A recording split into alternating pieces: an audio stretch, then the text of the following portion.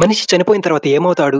మనిషే కాదు భూమిలో ఉండే ఏ జంతువైనా, ఏ జీవైనా చనిపోయిన తర్వాత ఏమవుద్ది? మనిషి చనిపోయిన తర్వాత అతనిలో తగ్గే వెయిట్ ఆత్మదేనా? వీటన్నిటి గురించి ఈ వీడియోలో క్లియర్ గా ఎక్స్‌ప్లెయిన్ చేస్తా. సైంటిఫిక్ గా మాత్రమే. వీడియో నచ్చితే మాత్రం ఖచ్చితంగా లైక్ చేయండి. మనిషి చనిపోయిన తర్వాత ఏమవుతాడో తెలియాలంటే ఫస్ట్ మనిషి ఎలా వర్క్ అవుతాడో తెలియాలి. మనిషి తినిన ఫుడ్ ఎనర్జీలా కన్వర్ట్ అయ్యి బ్రెయిన్, హార్ట్, బ్రీతింగ్ ఇవన్నీ వర్క్ అవుతాయి. బ్రెయిన్ వర్క్ అవుతుండడం వల్లే థాట్స్, ఫీలింగ్స్ ఇవన్నీ వస్తాయి. మనిషి అంటే ఇవే. వాళ్ళకున్న థాట్స్, మెమరీస్ అండ్ ఎమోషన్సే. కొందరు మనిషి అంటే వాళ్ళలో ఉండే ఆత్మే అంటారు. కానీ ఏ మాత్రం కాదు. అసలు మనిషిలో ఆత్మే ఉండదు. దీన్ని క్లియర్ గా ఎక్స్‌ప్లెయిన్ చేస్తా చూడండి. ఒకవేళ వాళ్ళు అన్నట్టే మనిషి అంటే వాళ్ళలో ఉన్న ఆత్మే అయితే మనిషి బ్రెయిన్ కి ఏదైనా అయినప్పుడు like memory loss, mental condition change అయినప్పుడు వాళ్ళు చేంజ్ అవ్వకూడదు కదా, కానీ వాళ్ళు పూర్తిగా చేంజ్ అయిపోతారు మనకు తెలుసు. దీని ద్వారా మీకు అర్థం అవ్వాల్సింది ఏంటంటే మనిషి అంటే వాళ్ళ బ్రెయిన్ లో ఉండే థాట్స్, మెమరీస్ అండ్ ఎమోషన్స్ వాళ్ళలో ఉండే ఆత్మ ఏమాత్రం కాదు. కానీ మనిషి చనిపోయిన తర్వాత వాళ్ళ బాడీ వెయిట్ రిడ్యూస్ అవ్వద్ది కదా, ఆ రిడ్యూస్ అయ్యే వెయిట్ వాళ్ళ ఆత్మదే కదా అంటారా? దీని గురించి కూడా క్లియర్ గా ఎక్స్‌ప్లెయిన్ చేస్తాను. మనిషి చనిపోయిన తర్వాత ఫుడ్ డైజెషన్ అవ్వదు. అవ్వకపోతే ఎనర్జీగా కన్వర్ట్ అవ్వదు. కన్వర్ట్ అవ్వకపోతే బ్రెయిన్, హార్ట్ పని చేయడం ఆగిపోతాయి. ఇప్పుడు మనిషి చనిపోయాడు అని చెప్తారు.